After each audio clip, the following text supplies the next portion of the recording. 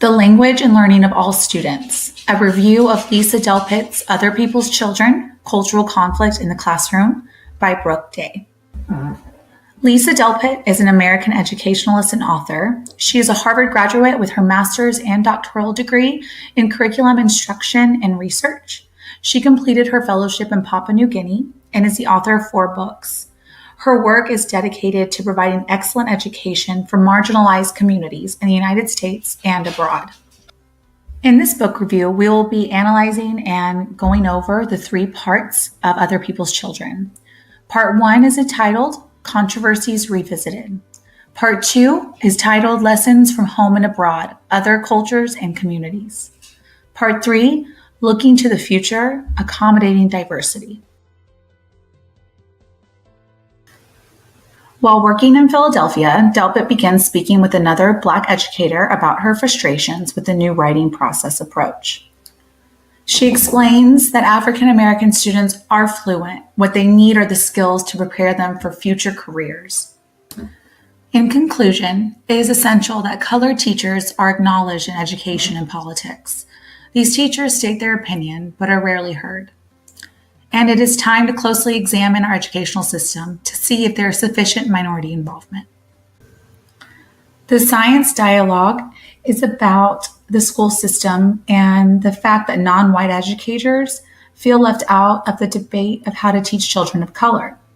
She then goes on to explain a breakdown of 5 different facets of power.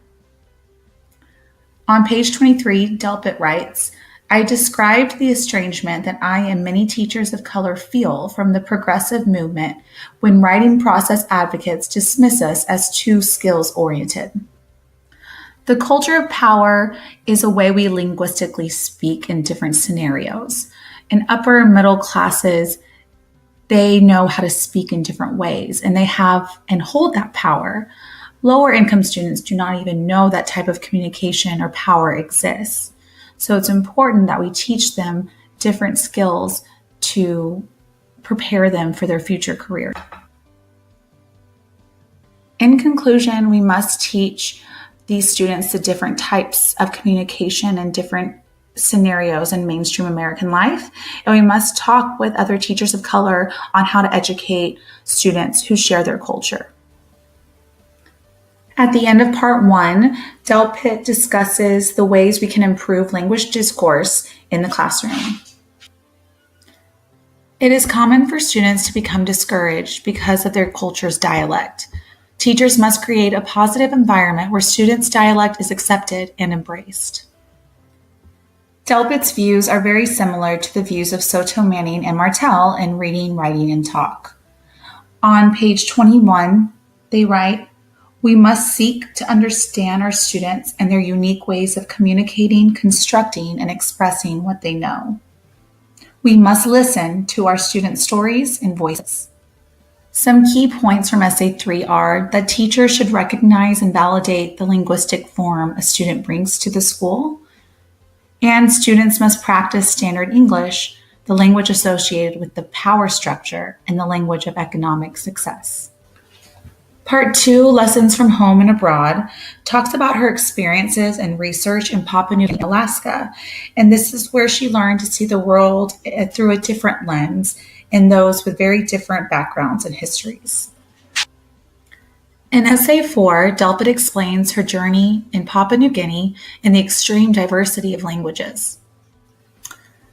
Delpit explains that while English was used in the classroom with writing and reading, their first language was used when speaking. This resulted in many students not becoming literate in either language. To solve these problems, the Vilas Toklas preschool system was developed, in which children would learn both their own native languages, customs, and English. In Essay 5, Delpit shares lessons learned during her time in Alaska and how it helped her better understand cultural conflict in the classroom. Literacy can be a tool of liberation, but equally, it can be means of control. Some key points from Chapter 5 are that students of color bring different types of understandings about the world, and that academically oriented Western schooling can promote alienation in communities that value a different type of interaction. In Essay 6, Delpit presents the rethinking of our educational programs so diversity is addressed in the appropriate ways. In Essay 6, Delpit begins with talking about how almost 30% of school-age population are minority students. This is very similar to the statistics found in our research handbook, which states that nearly 45% of Californians use languages other than English in their homes. Some key points from Essay 6 is that research shows there is decline in minority participation in the teaching force. This is due to some feeling victimized and diminished in importance. We need to diversify faculties by organizing minority groups and creating support teams. Part 3, Looking to the Future, Accommodating Diversity, talks about her thoughts on solutions and directions for our future as educators. On page 139, Delpit writes, I have learned from interviews and personal experiences with teachers in communities of color that many individuals believe teaching begins with the establishment of relationships between themselves and their students.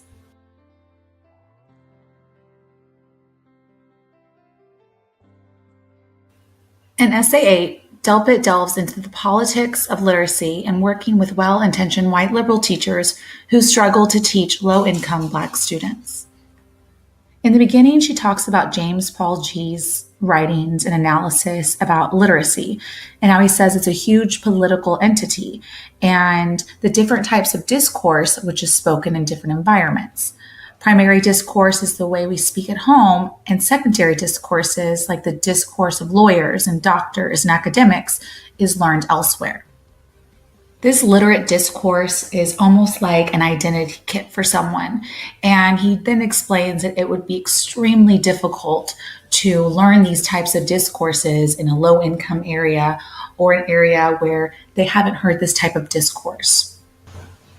By saying it's hard or almost impossible to attain another discourse, it is implying that no matter what the teacher does, it won't work. Delpit argues that that is not the case, and teachers should not feel paralyzed when dealing with linguistically diverse students, but rather acknowledge and validate their home language without using it to limit their potential.